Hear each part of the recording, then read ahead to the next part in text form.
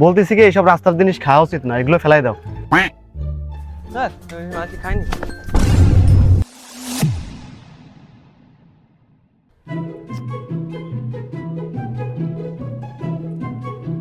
হেই, ওই লোকটা ভুল করে ছাতাটা ধুয়ে গেছে, যাও ছাতাটা দিয়ে এসো। ठीक है। দাদা তো দেখতে পেলাম দামি মনে হচ্ছে, দেখি। আরে চলে যাচ্ছে লোকটা, যাও। আসো তাহলে, চলে গেছে যেহেতু। আর অনেক হাঁটেছি স্যার, পেটে খিদে লাগছে স্যার, চলেন কিছু খেয়েছি। আরে না, আমার কাছে কোনো টাকা নেই, কদিন ইনকাম ভালো হয় নাই। স্যার ওই যে একটা দোকান স্যার, আপনি যখন খাবেন না তখন আমি কিছু নিয়েছি, দাঁড়ান।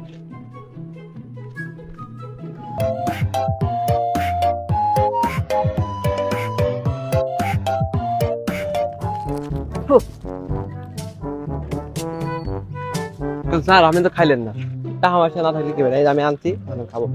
দেখ কত বড় অসভ্য, ওর সিনিয়র অফিসারের না দিয়ে ও একা একাই খাচ্ছে। স্যার কিছু কইলেন? বলতেছি কি এইসব রাস্তার জিনিস খাওয়া উচিত না, এগুলো ফেলাই দাও। স্যার আমি মাছ খাইনি।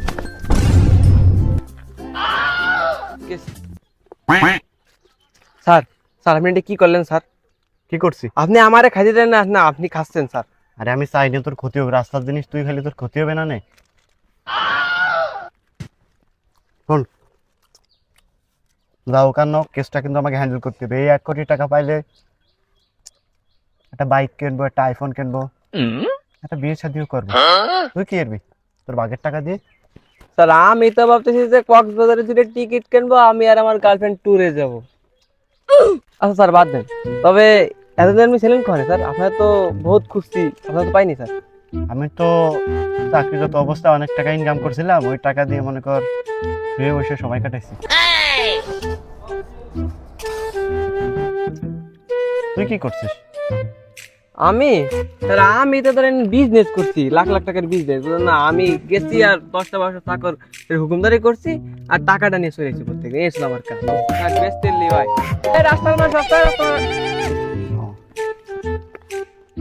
বুঝতে পারছিস, সেটা তোর দেখলি বোঝা যায়। এই স্যার